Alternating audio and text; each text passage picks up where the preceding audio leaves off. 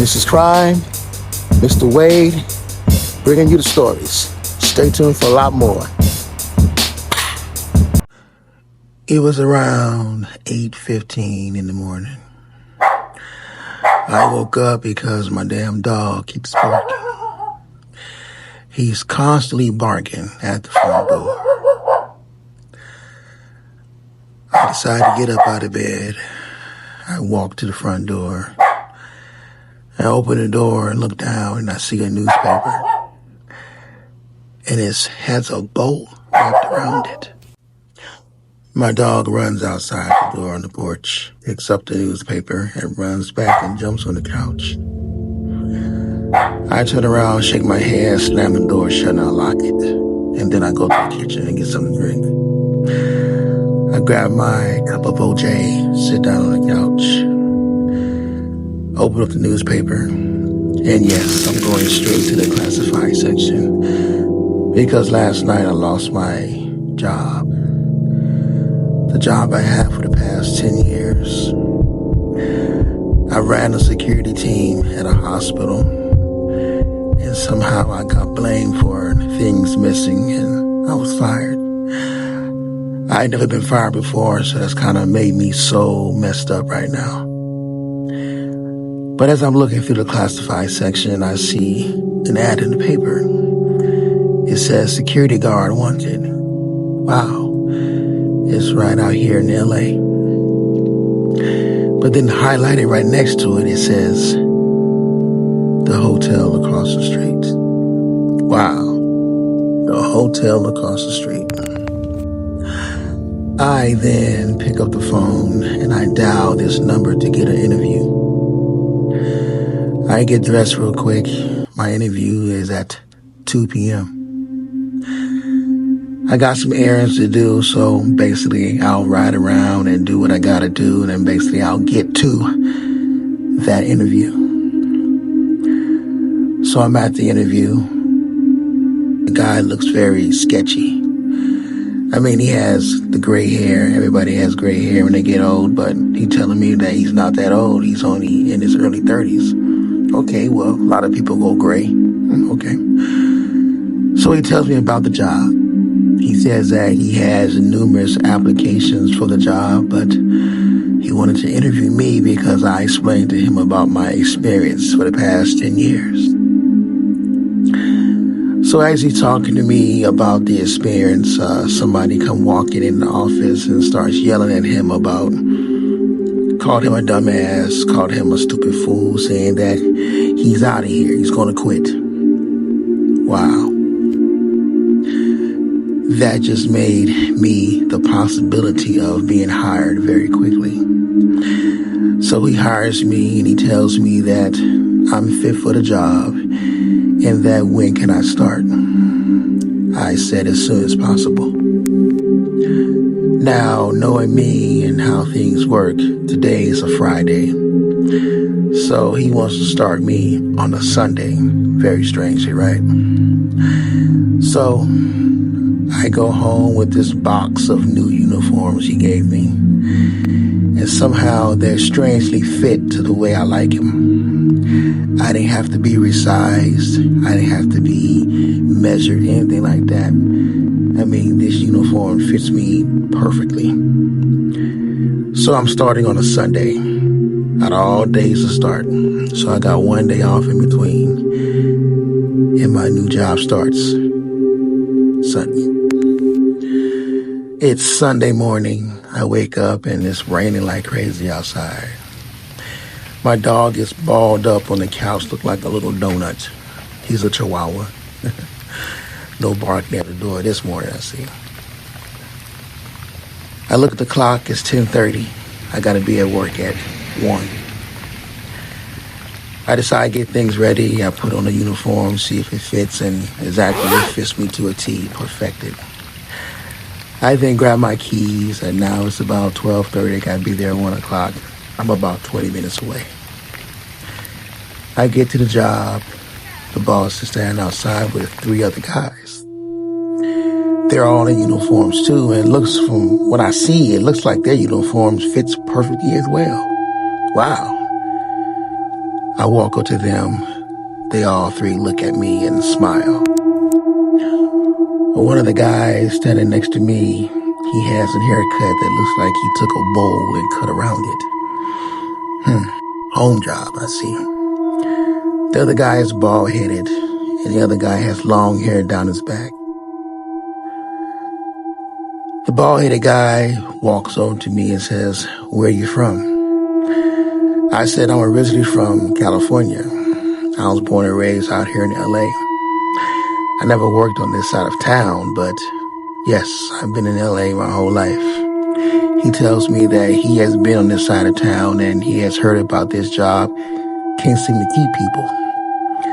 I said, "Wow." I said, "Well, maybe we will find out why they can't keep nobody." So the boss comes out and tells us four to go walk with him down the street. We go walking down the street and we're stopping people, talking to people.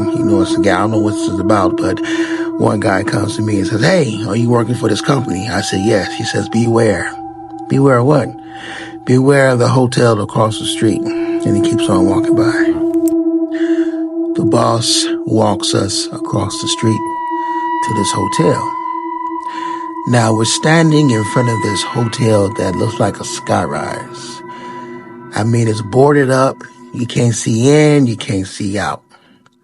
There are some windows that are knocked out outside the hotel, but there's nothing to worry about because it's old, it's closed.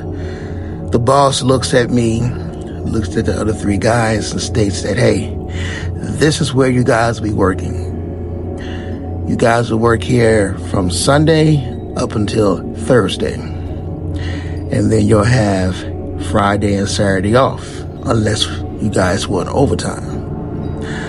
Of course, I need the money. I said, "Hey, I'll work any day I can. Just let me know if I can get the day. I'll do the OT on that Friday or that Saturday."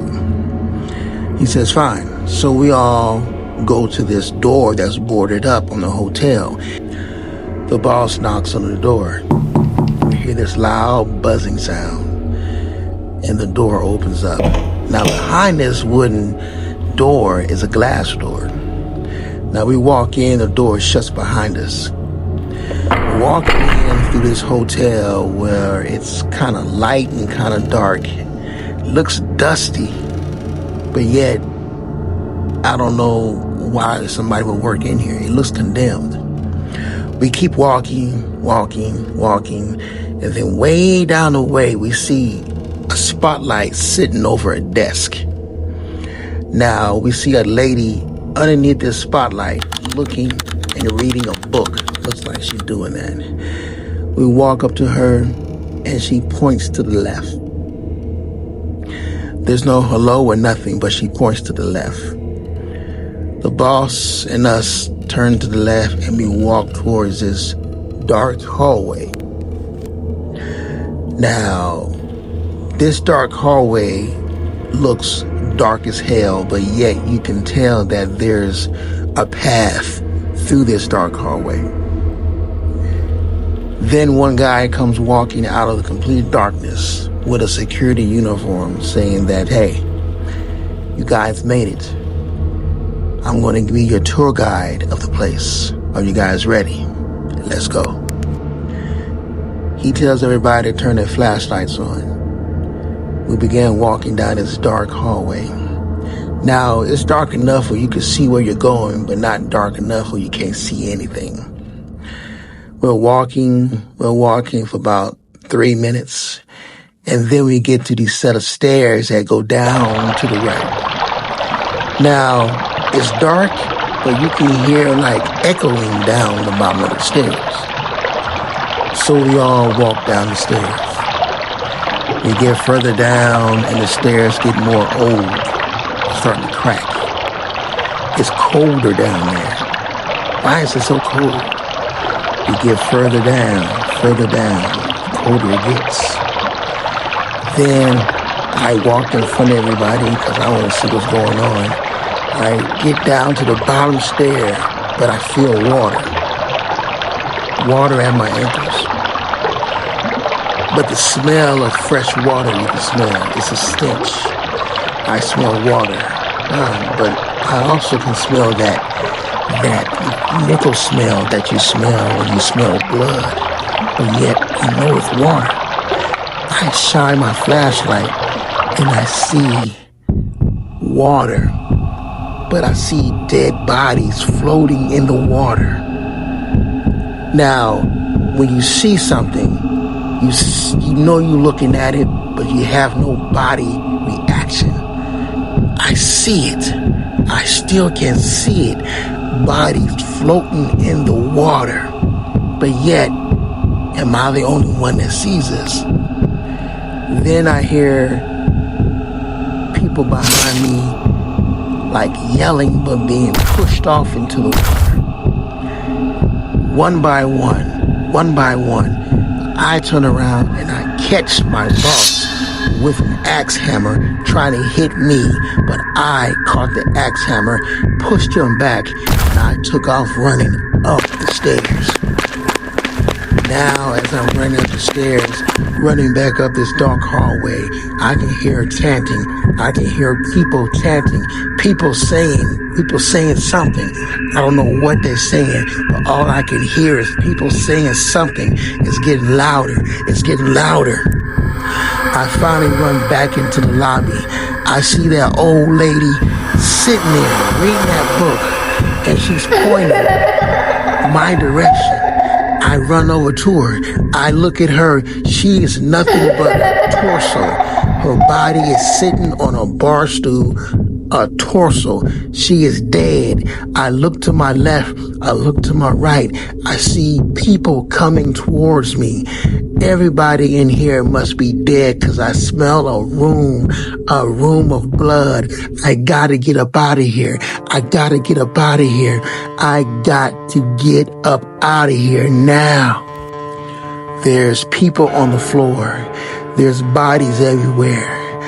I don't know what's going on here. I run. I see where we came through at. I see the glass door. I get to the glass door. It does not open. I'm shaking the door. I'm shaking the door. It will not open. I turn around and put my back up against the door, against the glass door. I see these people coming towards me. They're coming towards me. What can I do?